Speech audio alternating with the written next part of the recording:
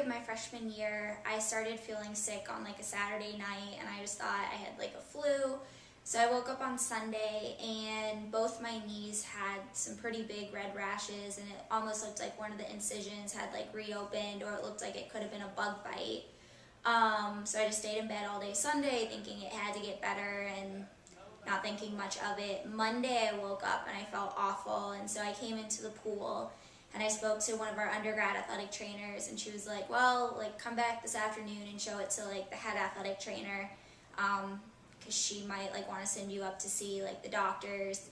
So she was like, just go to practice, see what you can do, and go from there. So I went out to practice and I did a little bit. I came back that afternoon, and our athletic trainer at the time, she immediately looked at it and felt it, and it was like burning hot and really red. And so she sent me up to see our nurse practitioner, and the nurse practitioner decided, let's send you to the dermatologist tomorrow morning because she'll know what to do with this. Like, just stay off your feet tonight and just stay in bed and just watch how you're feeling. So on Tuesday, I got up and I went to the dermatologist, and she looked at it and she was like, are you running a temp? And I was like, yeah. She's like, okay, we probably have like a virus, like Fifth's disease. Like, let's just get some blood work, stay in bed, and come back Friday. She was like, it's not such a big deal.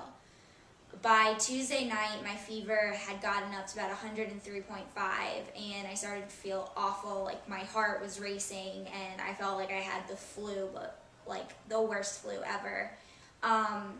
And I didn't really call anyone because I didn't know like what to do. I just thought, this has to go away. Like, I have to start feeling better.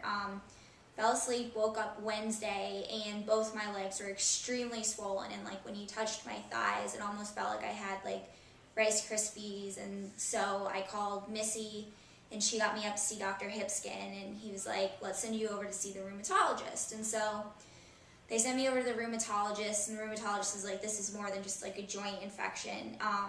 And the infectious disease specialist happened to be in the office. He was getting ready to leave, but he was there, so they called him in, and he took a look at my legs, and he was like, we got to get her over to the hospital. So they called 911 and took me right over to Bloomington Hospital, where they took some x-rays, and the next thing I know, they're in there, and they're like, we have to open you up from where the swelling starts to like where it ends. So like half of your legs, like mid-thigh to right below your knee. And I was like, I like freaked. I was like, and he was like, this isn't a decision, like we have to get you in, like this is emergent. The next thing I remember is he came back in and he was asking me like what religion I was, and I said I was Jewish, and that's when he told me he was going to be bringing in a rabbi. And I think that's when it really occurred to me, like, this is not something small. And my parents were in New York, and they were trying to get out. They didn't really know much of what was going on. And as they're taking me into surgery, Dr. Hansen looked at me and he said, this is going to be the toughest fight of your life, so just fight. Mid-surgery, I guess, when they knew I was out of the woods, or when he knew he could step out, he came out and he talked to the coaches, and he was basically like, if she would have gotten here 3 hours later, she wouldn't have made it through the night.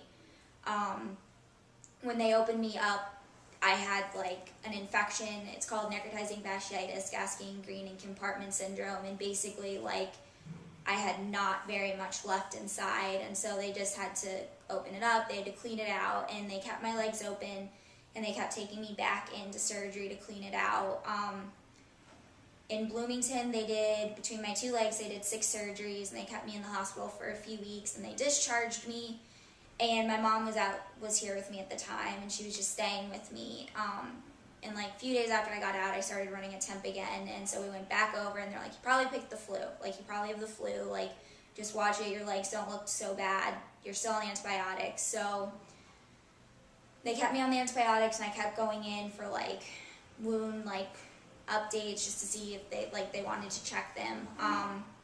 At one point, it was approaching spring break, and I really wanted to go back to New York to see family, and I was like, I just want to go home. I want to see my friends, I want to see my sister, and just my whole family. So they let me go home, and I think it was my second day home when my left leg swelled right back up, and my fever shot back up. A friend of my father's is a dermatologist, and he had seen a ton of infections, and so he took a look at me. He's like, we need to get her back over to the hospital.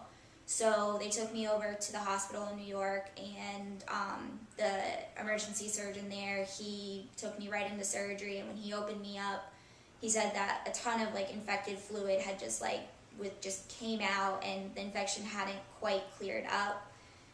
So they kept my leg open, and they kept like cleaning it out. They had me on a wound vac, which is basically, it's like, it has a piece of foam and they mold it to the size of the wound, and it just sucks out all the debris. And so they had me on that, and they were taking me in. At one point, the infection moved down into my calf, and they kept watching to see like they could avoid opening it up. And finally, they had to reopen my calf up, and the infection was in there. So between my thigh was completely open and my calf, and they had me on the wound vac, and then they started talking about discharge, and they're like, we'll keep her on a wound vac for a little while, and we'll bring her back in a few weeks and do like a skin graft and close her up. A few weeks go by, and they're like, we'll just keep her on the wound vac, and hopefully it'll close on its own. Mid-April, they recultured my leg because it was like draining, and they just needed to make sure like there was nothing going on, except for when they got the results back, there was MRSA, strep, and a few other bacterias, and they like didn't really know what to do about it because I'd also picked up a stomach infection, so they wanted to avoid like antibiotics, so they just kept doing wound changes and just like wound checks and everything. And by June, my leg was still not healing, and one of the doctors was like, go back to see the general surgeon, and like, because he might want to like admit you and like reopen you up or just clean it out. And so I went down and I saw my general surgeon. He sent me for an MRI, and he's like, we'll call you in the morning with the results. And so in the morning, they called me, and they're like, get her over to see the orthopedic surgeon, because he's like in town now. So they sent me over to the orthopedic surgeon. He sent me down for x-rays, and the x-ray technician called it a medical emergency and called for an OR because she noticed that the infection was still in there. So when I went back up, they're like, we have to take her back into surgery.